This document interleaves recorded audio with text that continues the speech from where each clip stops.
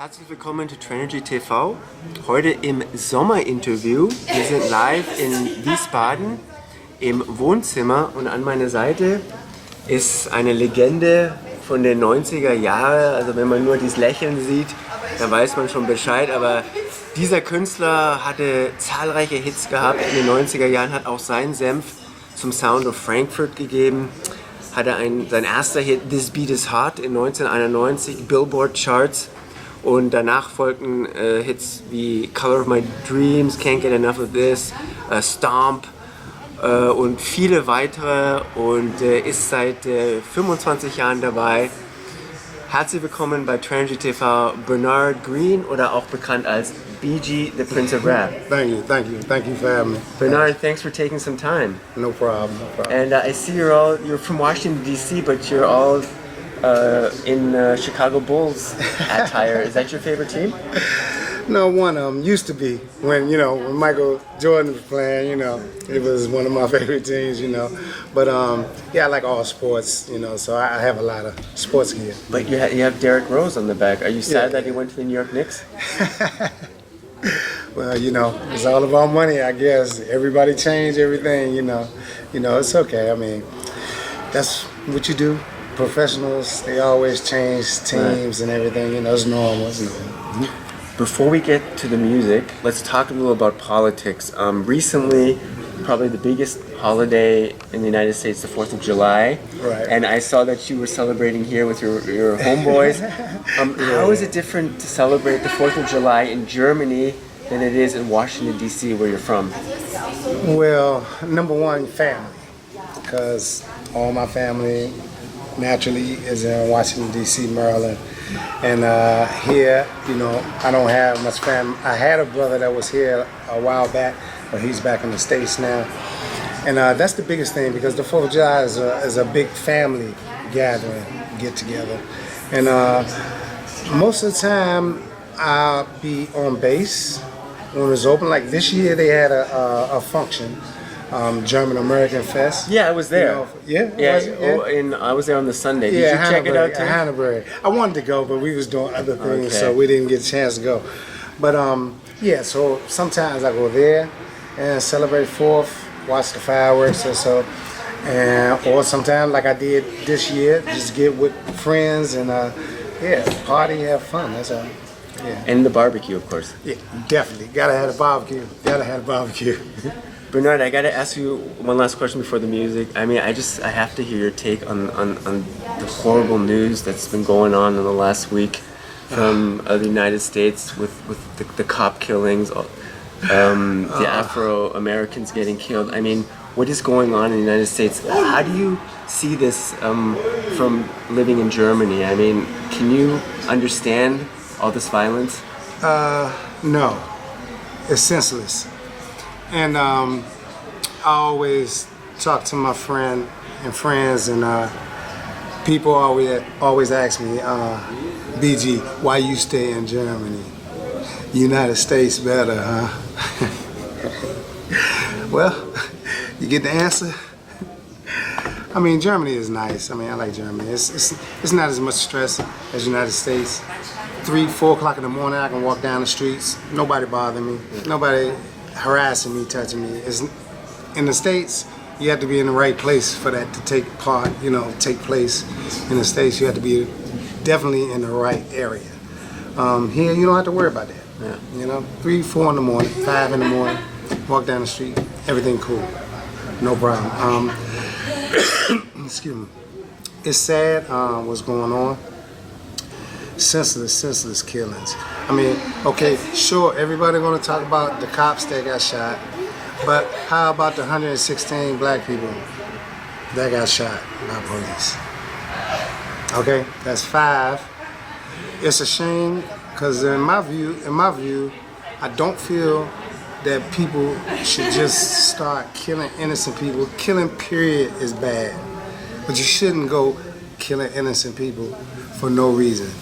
Those could have been the good cops, and you took out the cops that possibly could have helped you one day, and it's senseless. It's senseless. I don't agree in that, and I don't agree to none of it, really. I mean, what is the problem? I don't understand. What is the problem? Why the black people being stopped for little crazy stupid stuff, headlights, and don't come back home? What's it all about?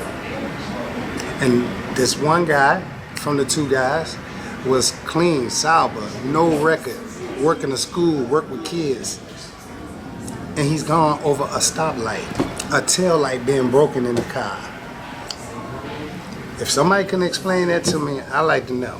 It don't make no sense. It's a bunch of senseless killing that don't make sense. I mean, I know there's a lot of bad things that go on in the States. I know this. We all know this. But come on, you looking right in the car.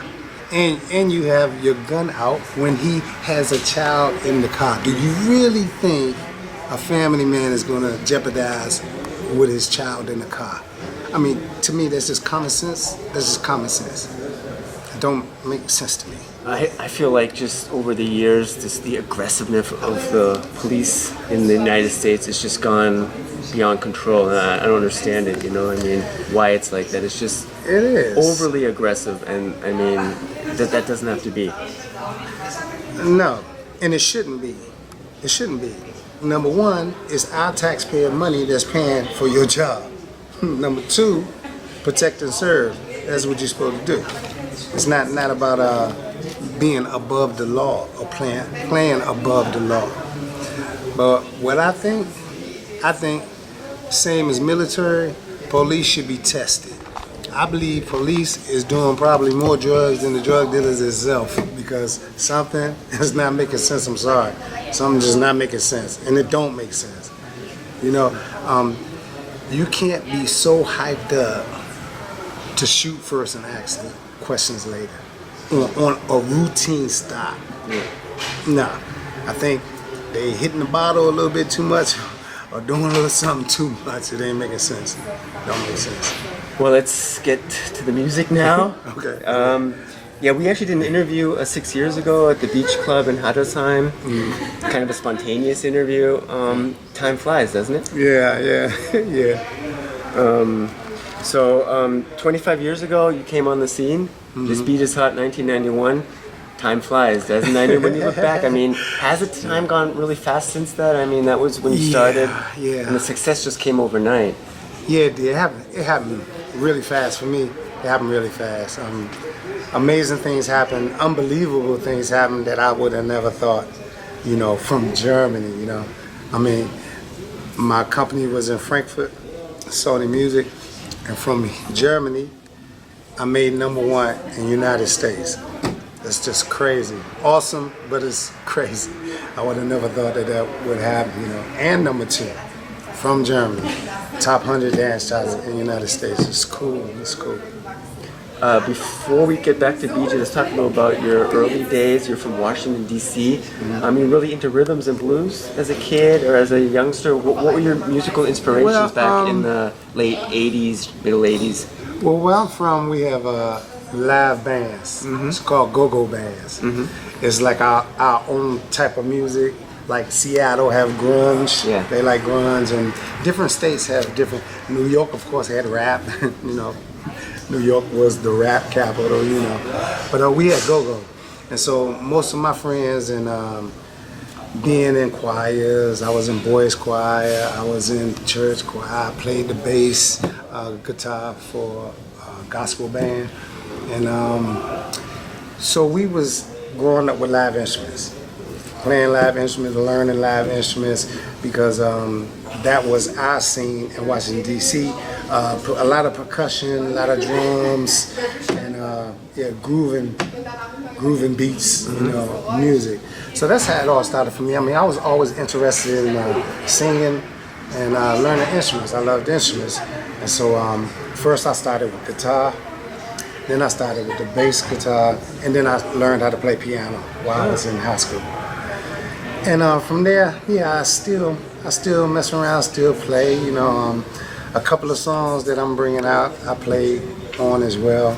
I have a slow song I want to do that I played on piano. I haven't done it yet, but I'm pretty sure I'm gonna get to it. It's a nice song, you know. And yeah, that's basically. What were some of the artists you liked back in the 80s? Back in the 80s, it was a lot of artists. I mean, Jackson 5, Donna Summer, Bee Gees. It was a lot. I love to dance too, you know. So that's one big thing. I always was dancing. So yeah, all the groovy disco stuff, all the artists that was grooving, you know, LTD, Gap Band, yeah, a lot of people. You made the decision to come over here to the Army. Why did you do that? And what was the most difficult thing at the beginning for you to get used to in Germany? Usually everyone's like, oh, it's so easy to get used to here because everyone knows English. Was it like that in the late 80s? Or a lot of Germans spoke English, you know. The hardest thing was, being far away from my family. Because before I came to Germany, I was stationed in South Carolina, which is only 8 hours away. So I always drove home every 4 holiday. When we had 4 days holiday or so, I always drove home. That was the biggest problem for me. Coming here, being so far across the water, you know, away from my family. That was, Where were you stationed exactly? At Fort Jackson. Here in Germany? Fort Lee in Mainz. Oh, you were in Mainz? Fort Lee Barracks, okay. So when you were here, you started to have a lot of rap contests. And you won a lot of them. Do you remember some of the other contestants? Were there already some guys like Turbo B or other J Supreme that were also in the Army that were already taking part and challenging you, or how was it? Well, no. When I met these guys, they already was established artists. Okay. But I had a lot of slack from Moses P and Turbo B. Had a lot of conflict at first until they know, you know, I was straight hood. You know, they calmed down after they see they couldn't break me like they thought. You know, but we all cool now. But back then, they tried to give me a hard time, you know. And but most of the guys, they were set, and I was with a graffiti group that went around Germany doing graffiti. They had a graffiti movement, break dance movement. And they were mostly Germans, and they would travel around to all these functions that had these hip hop parties and graffiti events and everything. So I traveled with them around Germany and battled everybody all over in Germany. And in Mainz, we used to have a lot of rap contests, you know, money. I always practiced for the money. And I was winning a lot. So I was blessed. You know, that's basically how it all started. Made a name for myself. You know. So you made a name for yourself, and then when was BG the Prince of Rap started? When was that born? I mean, do you remember the first meeting you had with Jam Elmar, because he became your producer? Yeah. I remember. First off, I had a group. At that time, I had 2 DJs. I had somebody programming my music, and no singer, just us. And so we did some shows. Of course, we did some shows, get more known by the people. And Matthias Grind, he was the manager of Jam Elmar at the time, and he invited me to Cookies to come and perform. And he said, when was this about? Was that 90 or 91? This was 89. Wow. This is 1989. And he said, I have a good friend who's going to be there. He would like to see you, check you out. Would y'all come and perform? I said, sure. Yeah. Okay, you're going to pay us, right? He said, yeah, of course. I'm like, okay, no problem. Okay. So we went there, and at that time, Stefan Benz, he was the A&R manager of Sony Music. Yeah. And that's how the collaboration came. I met him. He liked the show. He liked my rap style. And then Matthias Grind and Stefan Benz then hooked me together with Jam Elmar. You know, back when you were in Cookies, Heinz Felder was a DJ there. Yeah, and later he would be a producer also for you. Yeah. So they all was a friendship team working together. Yeah. So BG more or less was the third dance floor act. I would say the first was Culture Beat or Snap and Culture Beat, and then came BG, the Prince of Rap. How did you get this feel of the raps and beats? Because you were primarily a rapper, and somehow the Snap invented this rapper and the beats, which was totally new. How did you get a feel for that as a rapper? For me, at first, it was a bit difficult, being that I liked R&B, right, and real underground hip hop. So it was all new for me. I was getting the feel to understand what it is that the Europeans like so much about this music. You know, it took me a little while, but then I started to understand. The more I did shows and parties and was there in the atmosphere, then I understood more what it was about. Well, it helped a little bit because back then, Rolf wasn't a known producer. So I asked him in the beginning, so who do you have in the charts? He laughed, he said, nobody. I'm like, okay. I mean, you know, my question is, why should I sign with you? Okay. And then he say, I said, so who did you have come in the charts? Because I knew about all this before my career started. I knew about the charts. I knew about what it took, you know, to become an established artist. And he was like, well, nobody. And I was like, okay, good. Work with me and we'll get in the charts. And he laughed. He said, okay. So then it was a good formula because he trusted me in what I liked and I trusted him in what he liked. And that's why we had a good formula for the first album.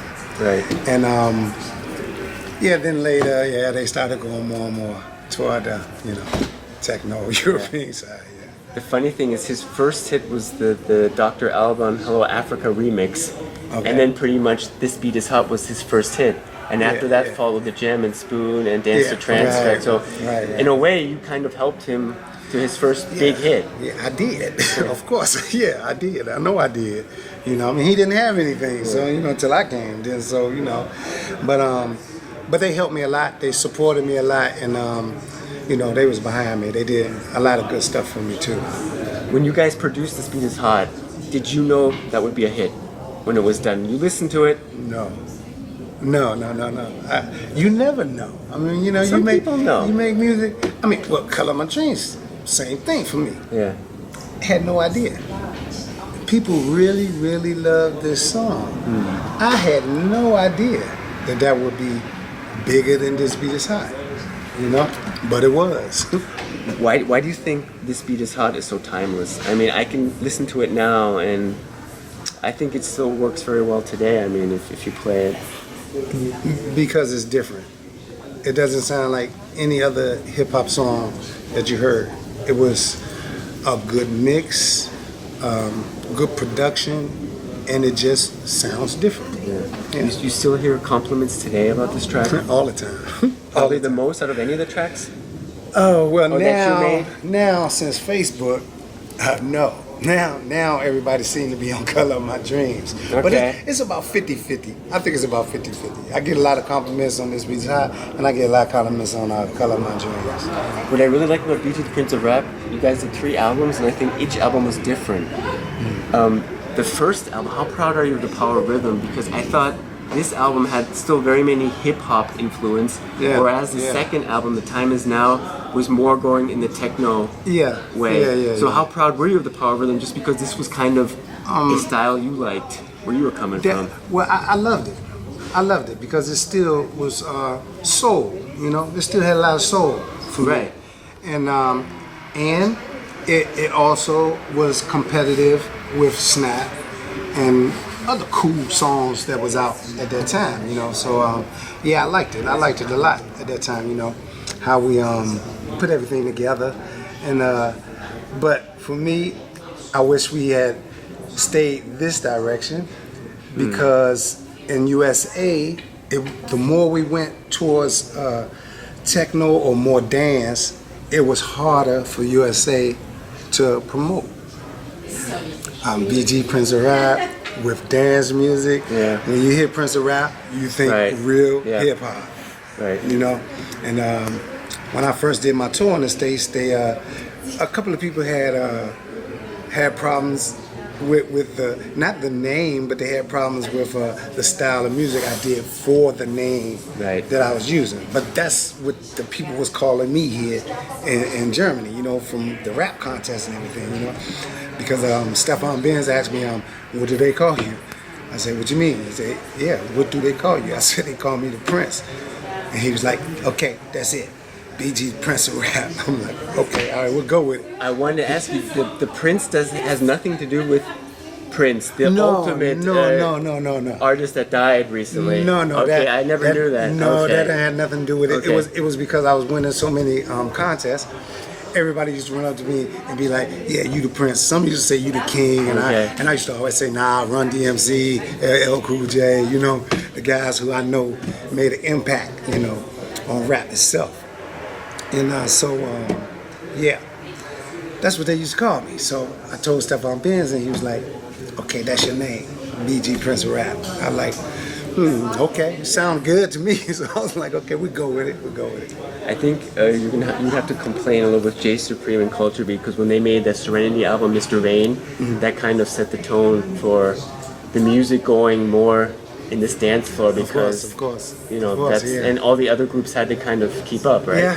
Yeah. And that's why the time is now kind of went in that direction too, I would say, right? Yeah. Most definitely. But you know, I understand Rolf as a producer, but producers have to understand the artist as well. You know, it's a two-way street. I understand it's about making money and getting known, but you have to think about the artist too. You can't totally just close your eyes and go the direction you want to go for your popularity. Right. Yeah, I want my popularity too to be respected as a real rapper, and you know, not just considered as a dance act. You know what I mean? You know, I rap. You know, yeah. So I want to be taken seriously as a good artist, a good rapper, and not just in a category of a dance artist rapper. You know what I mean? Yeah, but so we should have stayed. To me, we should have stayed with the formula of the first album. But they was looking further, for more advancements, more connections, you know. So that's why they went more in that direction.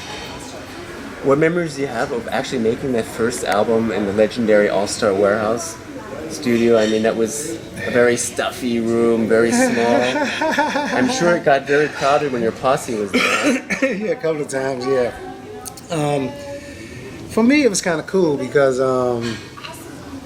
it kind of keep you grounded rather than you coming into this big, luxurious, nice studio, you know. I think being in that studio kept me more focused, you know, more focused than dreaming. Right. You know, because I think if you go into a real big, nice studio, everything plush, I don't know, it could possibly make you think you bigger than you are. Right. You know what I mean? They tore it down, by the way, like a year ago. Yeah, you heard about that? Rolf told me he moved, but I didn't know that He they moved, tore but it they down. tore it down. Yeah, really? Yeah. Oh, okay. A lot of memories just gone. So what about the Slocktoff? It's still there, though. The what? The Slocktoff, because it was connected There's to a the club Slocktoff. there. Yeah, I think that's still there. Yeah. So they just not Botchkop, Botchkop, not Slocktoff. Yeah, Botchkop. Yeah, So that's still there. So yeah. they connected that. They broke that off where the studio used to be. I think the Botchkop.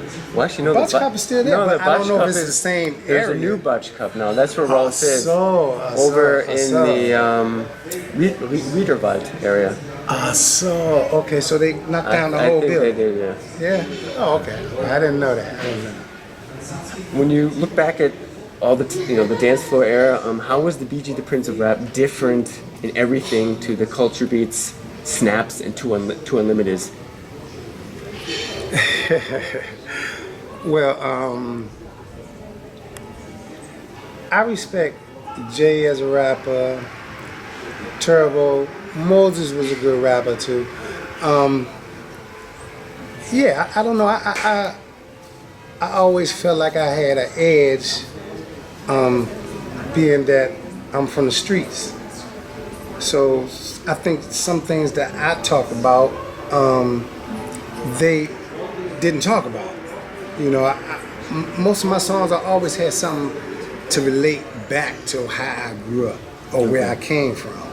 And a lot of their music, I didn't hear that. So I guess you could say that part, you know, I always had something to relate back to my childhood or back to the hood.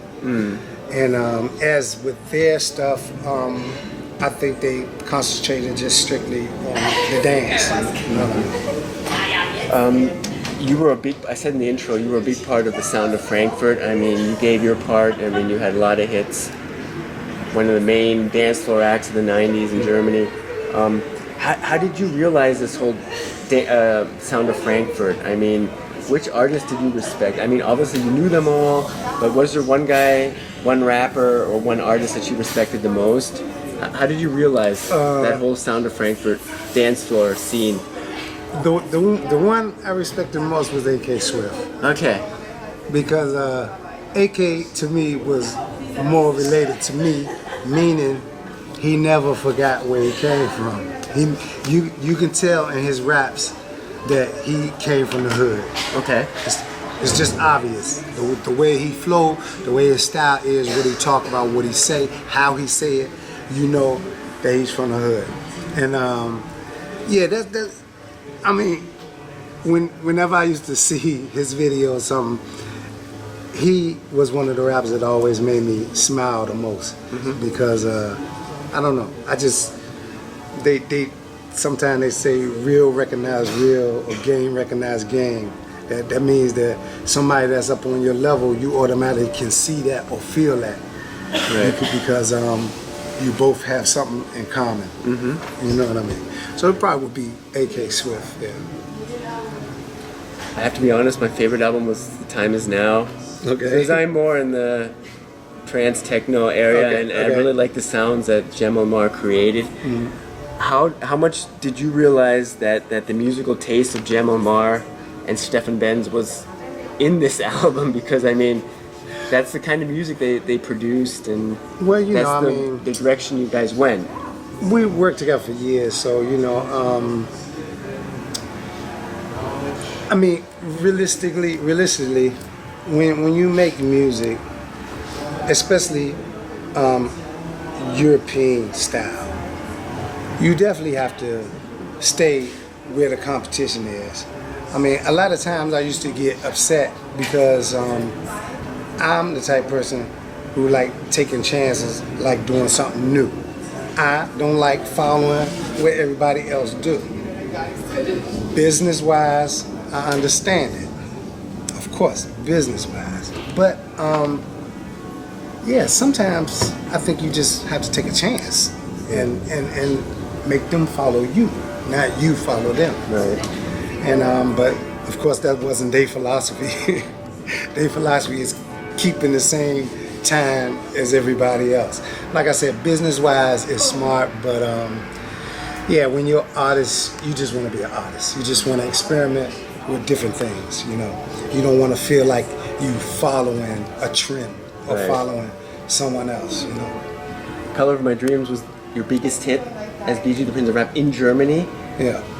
Where would this track rank up with the Be My Lovers, the Mr. Vanes, and the Powers? I mean, each group had their big hit, and you might hear Mr. Vane or the Power maybe more at sporting events in the States than Color of My Dreams, but I mean, still, the Color of My Dreams was a very famous song, and you know, deserves the recognition. Yeah, of course.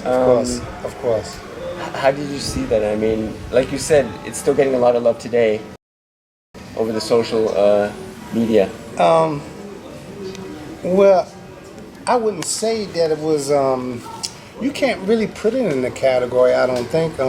Besides it being European style music, because Mr. Vane has a whole totally different groove to it.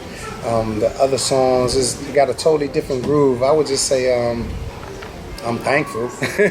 I'm glad that it worked. Yeah. Because really, when you bring music out, you really don't know. You really don't know. I mean, but for how much recognition and how many people tell me they love the song, you know, my magic question still today is, then why wasn't it top 10? Yeah. It was 13. Right. How can it not go top 10? Yeah. I don't know. I still wonder about that. When you think about how many songs in that time were in the top 10 from the genre, and I mean, I don't know, Color of My Dreams, you can't get more commercial than that. I mean, that's just perfectly produced, and that's a top 10 song when you listen to it, right? Yeah, exactly. Sold a lot, you know, had a lot of feedback, a lot of TV shows, Right. A lot of touring. But it must have been top 10 in like Brazil and other countries, wasn't it? I'm not sure. Really, I'm not sure. I mean, because it was big in other countries. Yeah, but I don't know. I'm not sure about that. I mean, because I think in the United States, it was really hard for them to market that. I don't know why, but even though we had success here, like I said, I think because of the name, BG Prince of Rap, with the style of music that I'm doing. And yeah, I mean, as producers and managers, you know, we all should have taken that into account, you know.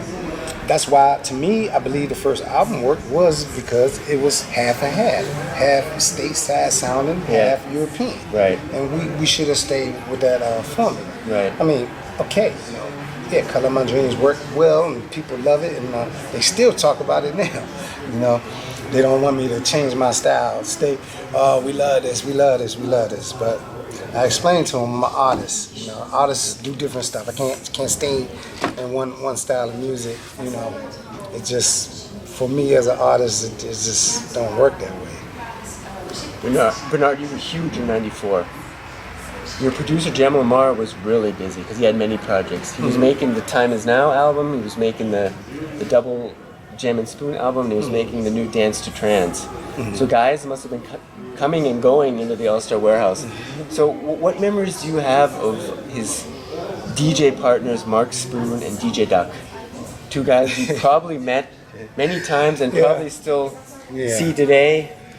Yeah, well, rest in peace, Mark Spoon, but DJ Dag is some guy that is... I'm sorry. I forgot to turn it off. Okay. Both of them was cool guys, you know. Mark was a little bit wild for me, a little bit too wild, but all in all, they was cool guys, you know. But I didn't. Besides meeting them, saying hello, sometimes seeing them in the clubs where we was at, but I didn't really, you know, hang out with them or go out with them or whatever. Most of the time, like you said, they was in the studio when I came, or maybe it was a function in the club and we happened to see each other, you know. But they was cool guys. Mark was a bit wild though. He was kind of wild. Any story you still have from him?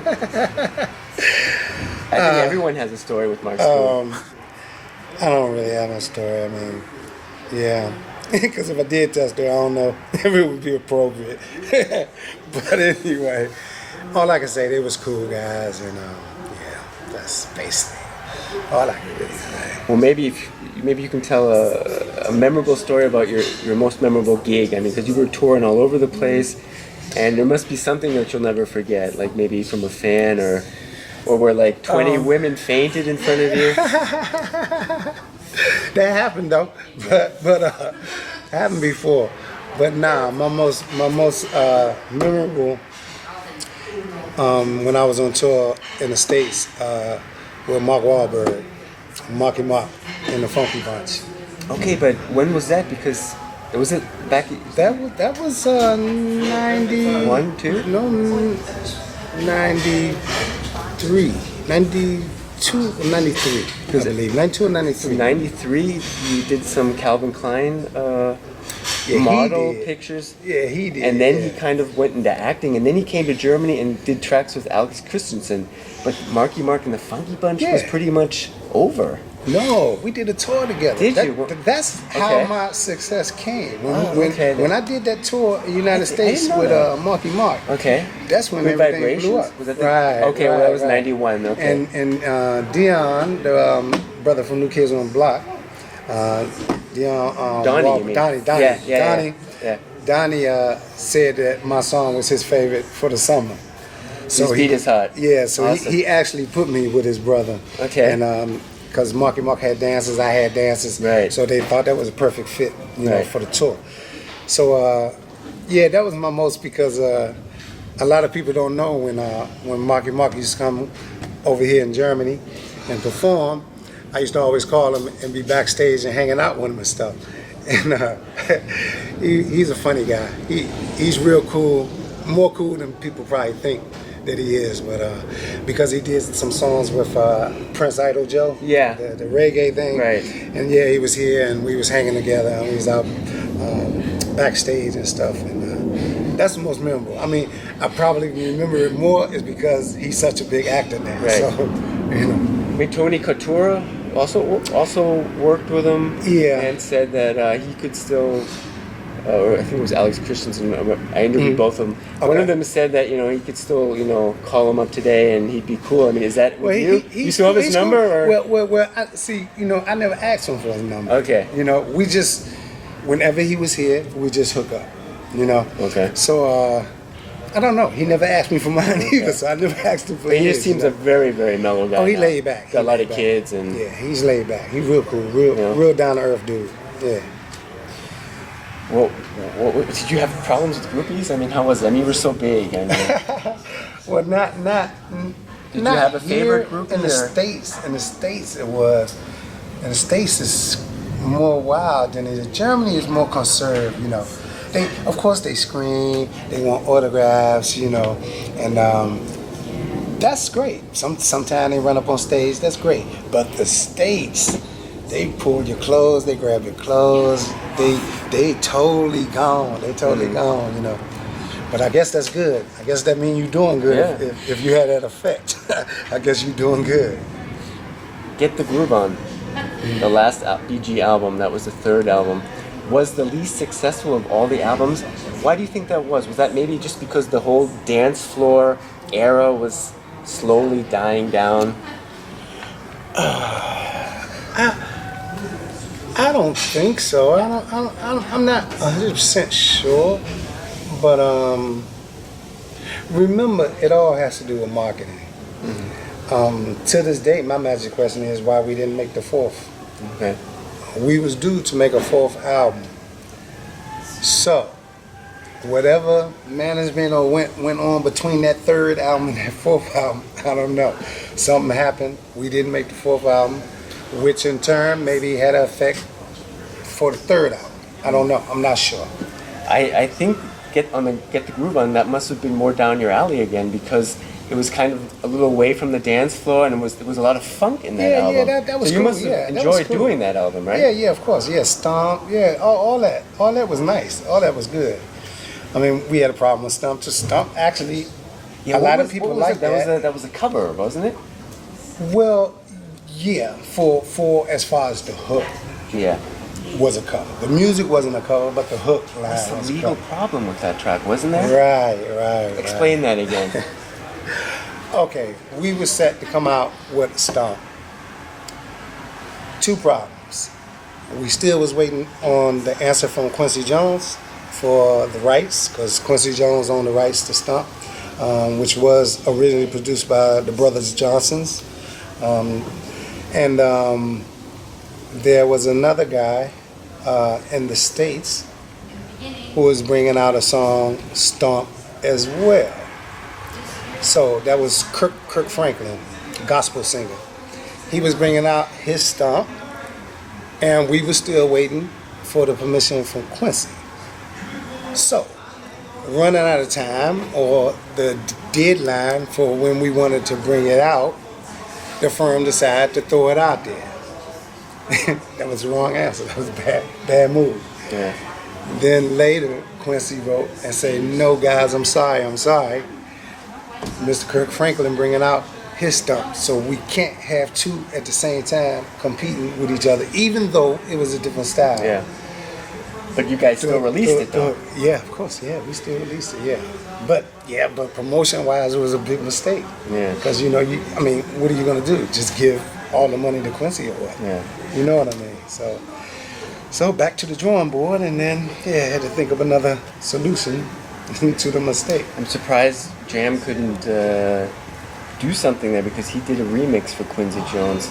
Yeah, I remember that. I remember that. I mean, maybe they did do something. Maybe they worked some kind of agreement out, but it doesn't matter if you can't push it and promote it the way it should be. Yeah. Due to the fact another one coming out and you didn't wait for the permission, you know.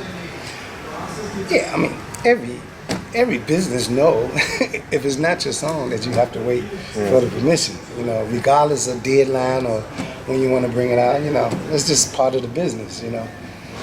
Yeah, so that's what happened. So I really loved Stomp. I mean, a lot of funk in that track. I think you had a lot of fun rapping on that, didn't you? yeah, it was fun. It was fun. It was a lot of fun. Yeah. And I like the track too. I like the track as well. Yeah. We got a lot of radio play. A lot of people was feeling it. Cool video. Great video. And a lot of fun. It's cool. We interviewed Jam Omar 3 years ago, and there was a question I asked him, and it was a great answer that he gave. And I'm going to ask you the same question. You know, he had so much success in the 90s, as did you. Mm-hmm. And he said in the interview, well, we had so much success, we just thought it would go on forever. You know, and I was laughing, you know, because, but then it got less and less, you know, because as the music changed, it's harder to get hits. So was there a time, you know, at the best part of BG the Prince of at the best moment where you were way at the top, where you really thought, you know, this is going to go on forever? Or did you ever have thought maybe, you know, it might not last forever, the success and fame? I didn't think. As an artist, you don't really think too much about it. Me personally, I just feel blessed and just keep working. The reason I'm laughing with Roth is because I didn't never think that it would go on forever, but I was surprised that every song I brought out went into the charts. For me, that was amazing because it's not so many artists, especially dance artists, that could say that. Yeah. It's many dance artists that was out at that time, and not everybody made it into the charts. But every time we came out, I somehow happened to make it into the top 100. Right. And it's a blessing. But as far as did I think forever, I don't think I thought like that. I don't think I was thinking like that at all. I just felt blessed. I felt blessed. That's all I can say. Where do you believe BG the Prince of Rap is in the history of dance floor artists? With due respect to everyone else. Yeah, I believe I was a pioneer. I believe I was a pioneer. Not to take anything away from anybody, but like I said, A.K. Swift, Culture Beat, okay. Turbo was okay, rapper. He was okay too. He got the nice stemmer. He was okay, but you know, and Moses P as well was a very good rapper. D-Ski also. But you take 5 or 6 out of the whole big pie, yeah. A lot of people didn't have the flow. How I flew or how Jay Supreme or A.K. Swift, you know, it's a flow. It's a thing to real hip hop or rapping. You know, anybody can rap. You know, but do you have the skills and the style to rap? That's a difference. You know, there's a difference. But I definitely feel like I was a pioneer because it was only a handful that really made it. Yeah. Only. So, and at that time, Moses P really wasn't doing dance. He was trying to do hip hop the way it was, which was a hard, long road until later when he had his own label. Right. But in the beginning, it was real hard. He came in the charts, but it was like 70s or something, But other than that, yeah, I definitely was a pioneer. And a lot of people don't know. I was one of the ones who signed Fantastic Sophia. A lot of people don't know that. Oh. I was one of the judges who picked them in the contest for the record contract with Sony Music. And I picked them. They had a long career. Or they still have a long career. Still do, yeah. Yeah. That's It was funny for me because I wasn't sure that it would work. And Stefan was like, yeah, it's going to work, it's going to work, it's going to work. German hip-hop. Yeah. Because it was new. Right. Yeah, it was new. But yeah, I definitely feel like, yeah, I was a pioneer. Yeah, the dance scene, for sure. You definitely had your own unique rapping ability, and the way you brought it over. Definitely, when you listen to a BG track, it's BG the Prince of Rap, you know? Yeah. So, I mean, that's a good thing you did. Yeah. So after BG the Prince of Rap, how difficult was it just to keep doing music? I mean, you kept doing music. You did tracks like Player, I'll Pray, things like that with Stefan Benz and Heinz Felber. Was it difficult for you to not be in or be BG the Prince of Rap anymore, the artist, because you were kind of, doing other things? It wasn't as BG the Prince of Rap anymore. How was that for you at the end of the 90s? To me, it was kind of cool because it was something different, and to show my other talents as far as being able to make music and playing instruments. So it was a good breather, something different, still making money, helping other artists, and that was cool. I like the fact, that I got a chance to help other artists and actually produce some music and show a different side, You worked together with lovely singers like Paris Red, Joan Faulkner, and Janet Taylor, who you're still working with today. Right. How was it just having this working relationship with these wonderful singers over time, and you're working together with Janet Taylor now? Yeah. It's great. They wonderful singers, wonderful people. A lot of singers that sang on my tracks, I still have contact to as far as Facebook or so. A couple of shows I wanted to make from Joan Faulkner, but I wasn't able to make it. But she's still here, still doing shows. And Janet What's as Paris well. Red doing? Do you know? Well, last thing I heard, she went back to the States, Oh, okay. and then I haven't heard anything from her since then. You're still very busy today, and you're also getting back, or you're going to start doing more 90s shows now, which is great for all BG the Prince of Rap fans. Yeah. But you actually teamed up with Lane McRae from LaBouche. Yeah. And I think you guys are going to keep working together. How did that all come about? We had a TV, a radio interview, and this was in Wiesbaden, where a lot of 90 groups came together, a lot of 90 artists, and actually Lane McRae is working with some other people who also work with us as well. And so it was easy once we had the radio. We talked about how many times we shared the stage together, how many times we at certain places together, and so he had called me or wrote me and asked me about a track that he had, and would I be interested in rapping on. I was like, yeah, no problem. Let me listen to it. If it's cool, then no problem. So I listened to it, and it was really cool. It was really cool. I liked the beat. It was real nice. And we did the track, and so basically from a radio interview and certain guys, the DMZ that he worked with, my company worked with as well. And so then we just started talking and supporting one another, and that's how it worked out. The track we're talking about is I Feel It. And it's a very, very beautiful track. How did you guys actually come up with how you guys would sing it? I mean, I think Lane has a little bit more parts in it than you do. But still, I think you guys made it. It's very interesting how you made it. Actually, first of all, that's a Lane McRae song. It was his song. It was an old song that he wanted to redo, and I guess he never brought it out. I don't think so. So it was actually his song, and he got with me, and like I said, I was feeling the beat, and we just got together and we did it. Very groovy. Yeah. You guys will be doing some more in the future? Or? I'm sure we probably will. Okay. I'm sure we will. Yeah. Another track that you did with Janet Taylor, you did a cover of the famous Two Unlimited song No Limit. Great, and produced very well. Well, I wouldn't call it a cover. Okay, a lot of people. It's not a cover? No, it's not at all. Then please explain what it is exactly. It's not at all. A lot of people will think of the song Two Unlimited for the fact of the way that the song is on the hook. It sounds like it though. That's why I'm asking. No limits. No Okay. limits. Okay. There's no limit. Yeah.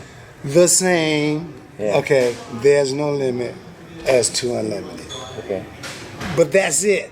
The rest is totally different. The music is totally different. It's not the same music. All you hear is there's no limit. Okay, but that's not a cover. A cover is when you use the whole text from someone and the music. That's a cover. I have to tell you, the track, I mean, when you listen to it, it seems as if it could be 1991. We all get older, but your voice sounds exactly like 25 years ago. What do you do for your voice? I mean, it's amazing. It doesn't change. I don't know. It's still very strong. I practice a lot. And my teacher always told me, if you sing and you practice, then your voice will always stay warm, and you always have the ability to sing or rap the way that you do, as long as you keep practicing your voice. You're obviously going to be more at 90s parties now. You're going to be in Fürth on September 30th, and I think you said soon you're also going to be in Schwäbisch Hall. Yeah. Talk a little about how this is developing. You also said that you may do 10 more shows this year, maybe? Well, if everything go good with next weekend, 16th of July, Schwäbisch Hall, then they guaranteed me more 90 shows, and the rest of the shows are 2017. So we see what happened. Don't know, but y'all know I'm gonna do a good job, but don't know how he look at it. I don't know. How does the track list usually look like for a BG show now? I mean, do you play 3, 4, 5, 6 tracks? And which tracks do you usually play? Or do you change from gig to gig? Yeah, from gig to gig. Because right now, as far as like the 90 shows, you never know how many people is on stage. Okay. So they may only want 4 songs from you or 5 songs. Okay. Sometimes 6. Most of the time. What do you usually play? My last gig, September, I did 11 songs. Wow. That was basically my show. So, and it was a friend of mine who got me on the show. So it was a long time I wasn't on stage. So I felt good to give it all that I got, and to show people that I could do it, still, you know what I mean. But we probably do. I think we're supposed to do 4 or 5, but most of the time I end up doing 6, But I mean, if Janet Taylor is there, you'll probably do Color of My Dreams, right? Oh, that's a must. Yeah. that's a must. The hits is always a must. Can we get enough? Yeah. We do that too. Yeah, we do that too. Yeah. Bernard, I read online, now just correct me if I'm wrong, you've been working in a museum since 2005? I have. What's up with that? When everything was slow, of course I wasn't doing shows, and so even though I was still making money as far as selling records and stuff, but still, you have a family, you have to do what you got to do, So but it was a part-time gig, and it wasn't nothing hard about it. I mean, it was working with kids, and I kind of liked that, Nice. And a lot of schools just come around. It was more house to center. It was in Freudenberg. It was fun. It was different. I learned a lot, and worked a lot with kids. So it was cool. A dance floor movie of the 90s is being made as we speak. Can you talk a little about that? I mean, is everyone in it from back then? Well, it's called Never Ending Story. You can find it on Facebook. It's called Never Ending Story, And everybody that was participating in the 90s dance scene is supposed to be in a movie. They playing a clip from me. I have to do an interview to send to them. And right now it looks like it's going to be really, really big. They started it already, but they need more funds. They want to generate more funds to make it really, really huge. And I'm looking forward to that. Yeah. We're nearing the end, Bernard. Thanks for being such a good sport. No problem, no problem. What do you miss most of the 90s? What do I miss most of the 90s? Probably more parties. Mm-hmm. It was a lot more in the 90s. A lot more places to go, a lot more parties. And the money. Because D-Mox was then. Yeah. The money was great. Yeah. Oral, everything was a little bit more complicated. But then in the 90s, believe me, everybody had more money. Nobody really was stressing. The parties was great. Everybody was happy. Everybody got paid well. It was super. You watched some Star Trek back in the day? A little. Okay. I grew up with Star Trek, of course, but a little. If they would beam you back to the 90s, where would you want to be? If they beam me back to the 90s, where would I want to be? As far as? Anywhere, just a place that, you know, is really cherished in your heart. Probably the United States with Mark Wahlberg, so I can get his telephone number. Maybe I could be acting too. If you could have one wish for the future, what would that be? That I can come back out and reestablish myself again as an artist and travel the world and make people keep dancing until it's over. Do you have maybe one more closing word for your fans out there? Yeah. I have some shows coming up. We still working on it. I have some very, very nice tracks waiting for y'all. Very, very nice. And hope to see you soon and keep the party rocking. That's all I can say. But you'll be seeing me soon, though. I'll be back. My closing and ending question now, would it be possible if you could maybe do just a little a cappella of maybe The Speed is Hot, just for the Tranergy TV crew, okay. or anything of your preference? Let me see. Okay, like 007, I'm on a mission. Make the people dance, drop a sucker who's dissing. Keep the crowd grooving cause the beat is kind of soothing to the ear. Yo, I give you what you want to hear. I can make you dance and make you shout cause I'm all about the M-O-N-E-Y without a doubt. And I won't stop until I make you rock. So understand that I can make you dance, dance, dance, dance. The beat is on.